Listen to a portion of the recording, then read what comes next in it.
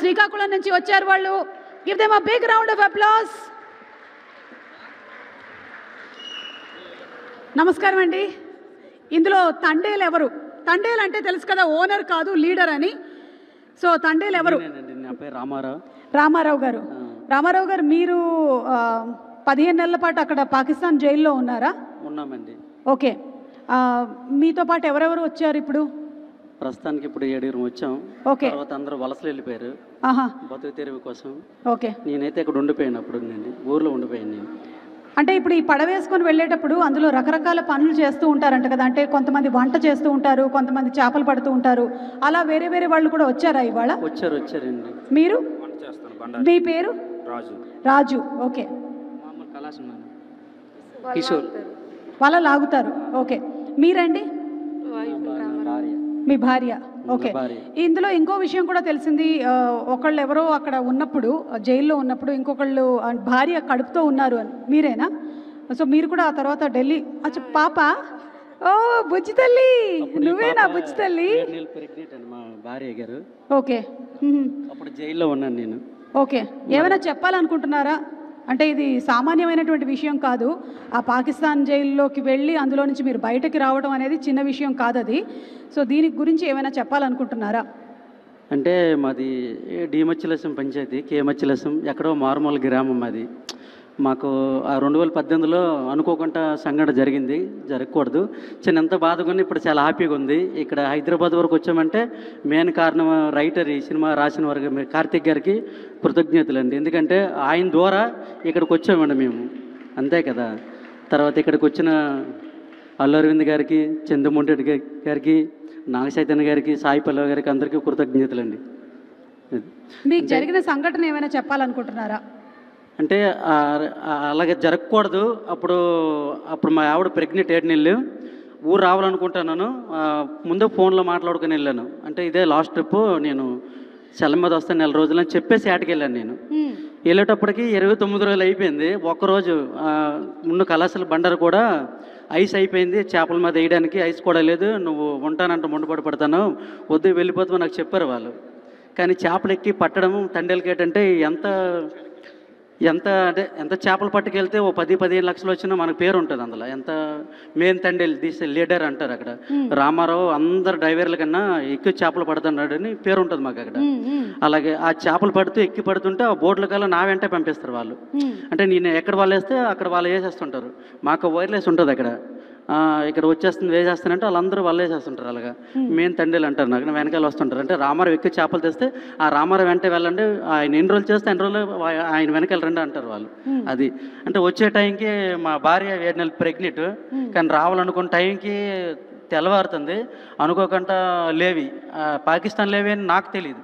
అంటే బ్లాక్ కలర్లో ఇండియా లేవి ఉంటుంది, పాకిస్తాన్ లేవి ఉంటుంది. దగ్గరికి వస్తే పాకిస్తాన్ జెండా కనపడుతుంది. కొద్ది దూరంలో ఉంది. అక్కడ దగ్గరకు వచ్చేటప్పటికి పాకిస్తాన్ జెండా కనపడుతుంది. గుండె జారిపోయింది నాకు. ఏంటి ఇలాగ జరిగింది?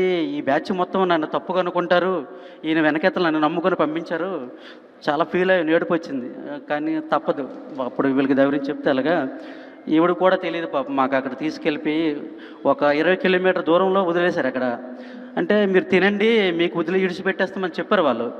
కానీ మీకు మా బట్టలు టీవీలు లేకుండా బోట్లో టీవీలు ఉంటాయి చూడడానికి. అప్పుడప్పుడు కాలుగున్నోడు వేసుకుంటాం టైంపాస్కి. ఆ టీవీలు గీవీలు పట్టుకెళ్ళిపోతుంటారు. పోనీ పట్టుకెళ్ళిపోయిన దాంతో మాకు పని లేదు, వదిలేస్తున్నా అంటారు. హ్యాపీగా ఫీల్ అయ్యాం.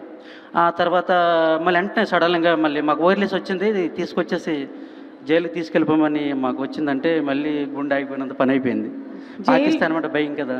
ఆ జైలు పేరు వింటేనే మాకు భయం వేస్తుంది. చాలా భయం. మరి మీరు అందులో ఉన్నారు అంటే సామాన్యమైన విషయం కాదు. చాలా ఎంత బాధపడ్డామో అంత సంతోషంగా ఉందండి. ఎందుకంటే ఎక్కడో మారుమూల గ్రామం, కేమచ్చిలసం, హైదరాబాద్ వరకు వచ్చిందంటే సినిమా మా మత్స్యకారులు పడే కష్టాలు, బాధలు. ఈవిడ గల్లీ నుండి ఢిల్లీ వరకు తిరగడం చేయడం. తర్వాత ఏంటంటే అందరూ వెళ్ళారా అండి? రండి ఇక్కడ రండి. ఓకే. తిరగడం చేయడం. ఇలా రండి, ఇలా ఇటు రండి. మీరు ఎవరైనా మాట్లాడాలనుకుంటున్నారా? అమ్మా చెప్పమ్మా. చాలా ధైర్యంగా నిలబడి పోరాడావని విన్నాను అప్పుడు. అవును మేడం, గ్రేట్ అమ్మా. పోరాడాను కాబట్టి వాళ్ళు అక్కడి నుంచి వచ్చారు. ఓకే. అంటే మీకు ఎప్పుడు తెలిసింది? 29 డేస్ వెళ్ళిపోతున్నాను అని చెప్పారు కదా, 29 రోజులు. ఆ తర్వాత మీకు ఎప్పుడు తెలిసింది?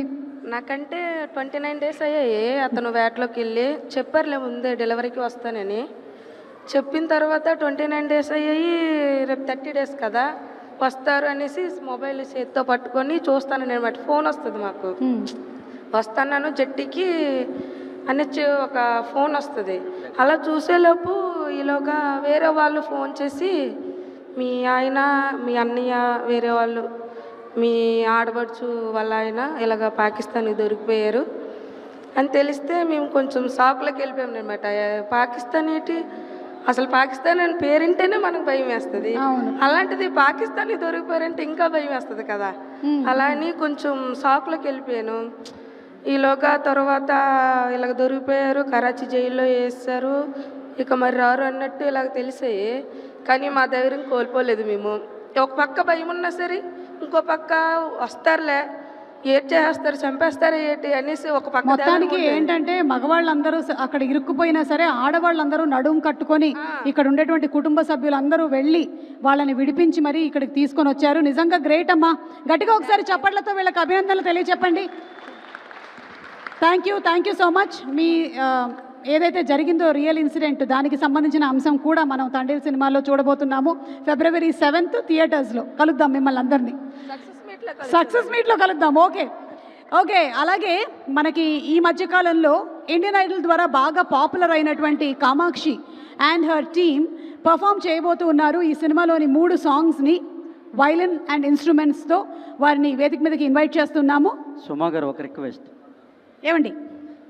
అంటే అడిగితే నన్ను తప్పుగా అనుకోవద్దు. అంటే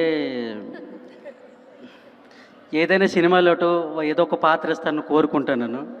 సినిమాలో ఎప్పుడైనా ఏదైనా సినిమాలో మా వైపు కూడా చదువుకున్నారు బాగానే.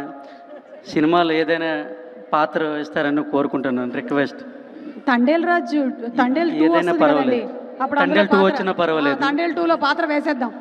తండేల్ 2 రావాలంటే మళ్ళీ నువ్వు పాకిస్తాన్కి దొరకాలి. లేదు. అమ్మ బాబోయ్, ఇది బిగ్గెస్ట్ పంచ్ ఇవాళ. మళ్ళీ కార్తిక్ గారు స్టోరీ రాయాలి. అర్థమైందిగా మీకు, మీ ఆవిడే పెద్ద పని చేసింది మీకు. Okay, so over to the stage please.